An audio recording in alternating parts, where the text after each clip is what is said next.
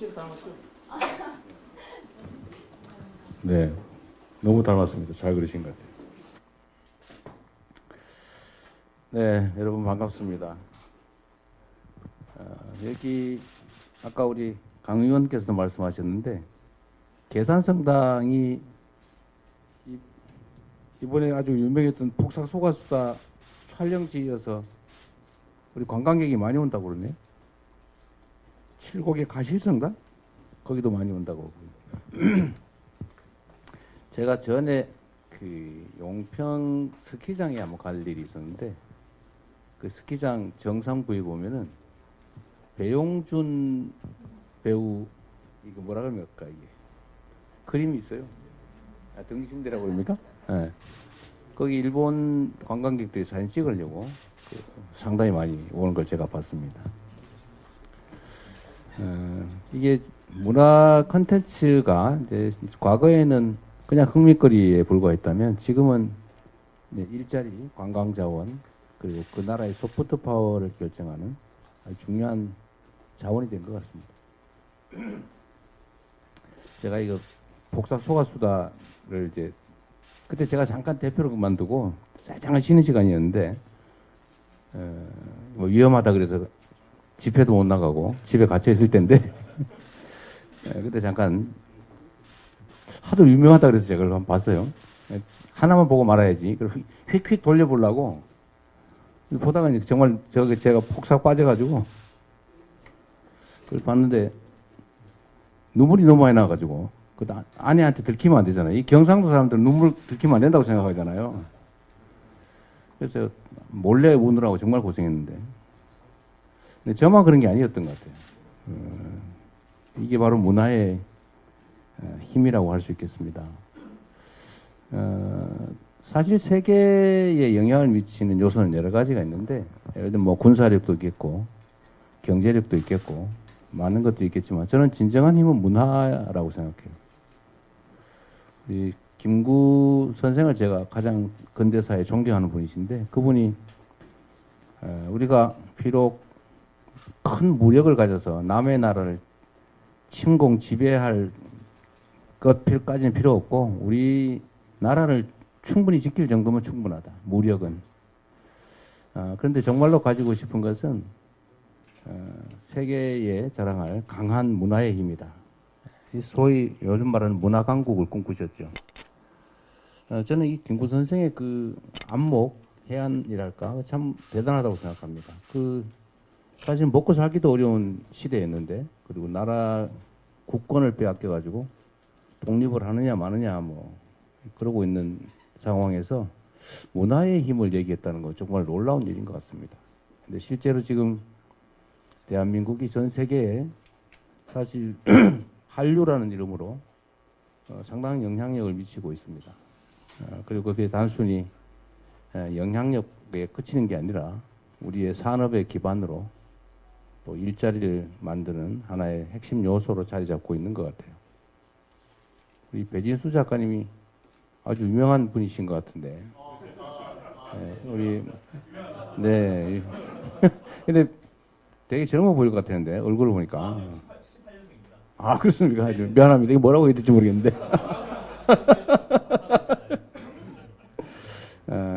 그러니까 이게 이제 웹툰이 드라마에서 다시 또 하나의 산업으로 관광 자원으로 이렇게 발전하는 걸 보면 정말 우리 앞으로 주력해야 될 분야가 저는 문화 영역이라고 생각합니다.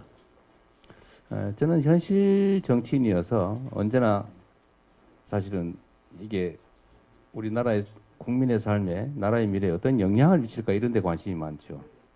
그래서 저는 문화라고 하는 걸 접할 때도 어떻게 하면 이거를 국민들의 삶을 개선하는 일자리를 만드는 그런 재료를 잘 쓸 수 있을까 이런 고민을 많이 합니다.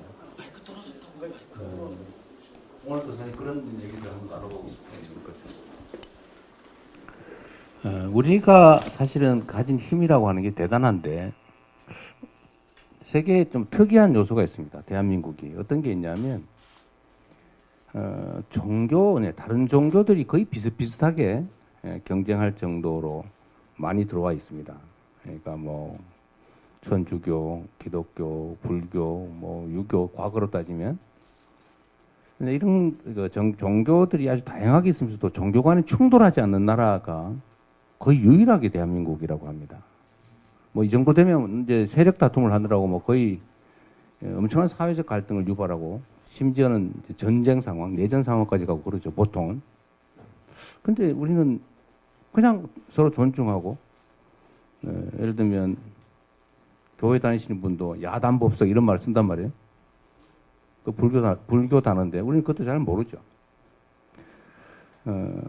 문화의 깊이, 또, 포용력, 이런 게 아닐까 싶어요.